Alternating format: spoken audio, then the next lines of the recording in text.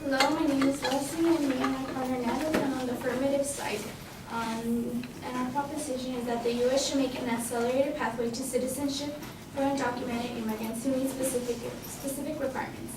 We believe the U.S. should create this pathway because this will cause unemployment numbers to decrease and the nation's economy will thrive. Existing policies towards immigration have revealed a discriminatory process and stereotypical implications. And 3, it will help reduce the entrance of illegal immigrants.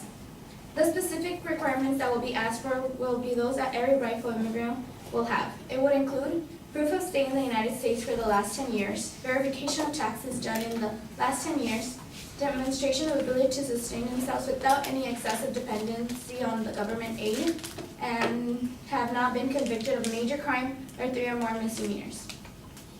By allowing citizens to those who meet the criteria, which will mostly be immigrants from Mexico, Central and South America, as well as Asia, not only will the people themselves will benefit, but so will the United States and society as a whole.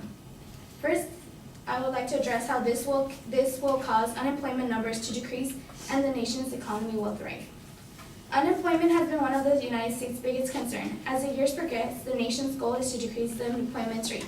Stated by Investopedia, a website designed to help and educate on finance and the economy, unemployment leads to higher payments from state and federal government for unemployment benefits, food assistance, and Medicaid.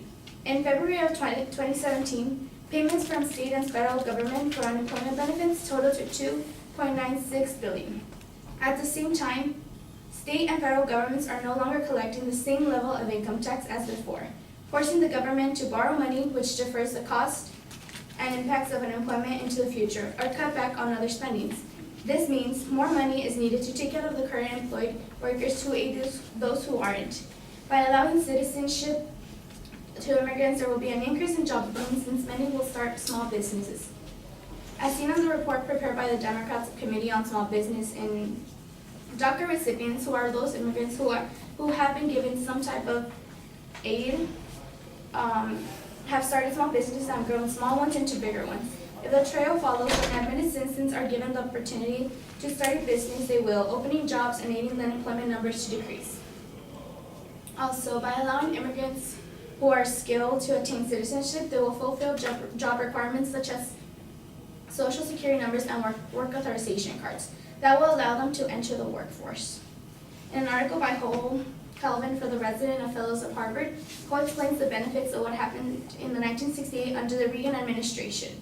Amnesty was given to almost 2.7 million undocumented immigrants under Immigration Reform and Control Act. He states in the article that this allowed them to move into better paying, more prestigious, and more highly skilled jobs. The effects of regularizations are not limited to individual immigrants and their families, since higher pay results in higher taxes and allows workers to make larger investments in their communities. Second, existing policies towards immigrants have revealed a discriminatory process and stereotypical implications. According to the Citizen Path, a website focused to a legal pathway to citizenship, the 4 main paths to legal status for undocumented immigrant is by marrying the U.S. citizen or lawful permanent resident, assailant status, victim of crimes, or having a child of yours who is 21 and older to ask for you on their behalf. The asylum and victims of crime being one of the few ways to receive legal stay in the United States leads one to believe that the only way you'll be protected is if you have already been hurt, a principle that is wrong and delicate. While the existing policies can benefit many, it highly discriminates to those in the workforce who work low-skilled jobs or who form a lower class. Also in his article, Ho explains how Canada has a similar program as the LIFE Act, an act that gives citizenship by sponsorship.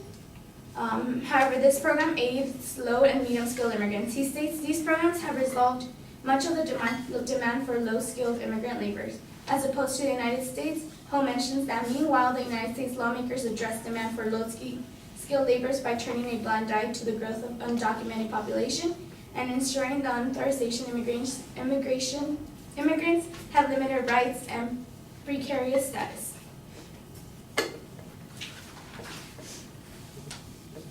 Additionally, there has also been a distinction in giving preference visas, which are sponsored by employers or a certain kind of family member who is a current U.S. citizen and permanent resident.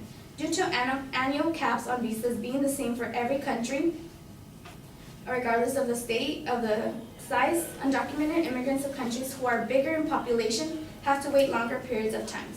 According to Scholar Strategy Network, this system means that Filipinos and Mexicans typically wait in line outside the United States more than twice as long as people from other countries. Filipino siblings of adult U.S. citizens are currently waiting 24 years, and Mexicans are waiting 16 years, compared to 12 years for nationals of other countries. Mexican married adult children of U.S. citizens are waiting 21 years and Filipinos 20, compared to 10 years of other nationals. And also third, there will be a decrease in illegal immigration. Since there will be a compromise with immigration, the United States will have control over the interests of the immigrants. According to an article by Janet Griswold for Cato Institute, allowing workers to enter legally would start the drain slump of smuggling and documented fraud. It would encourage 12 million people now living in the shadow to come forward. It would allow Border Patrol agents to focus on catching criminals and terrorists rather than chasing down dishwashers and roofers. Additionally, it has been seen before the way it works. For example, Griswold also mentions that when Congress dramatically expanded the number of visas offered to Mexican guest workers in the 1950s, apprehensions at the border dropped by 95%. This causes an increase in the hardworking and deserving immigrants to thrive, and those who don't deserve it are no longer.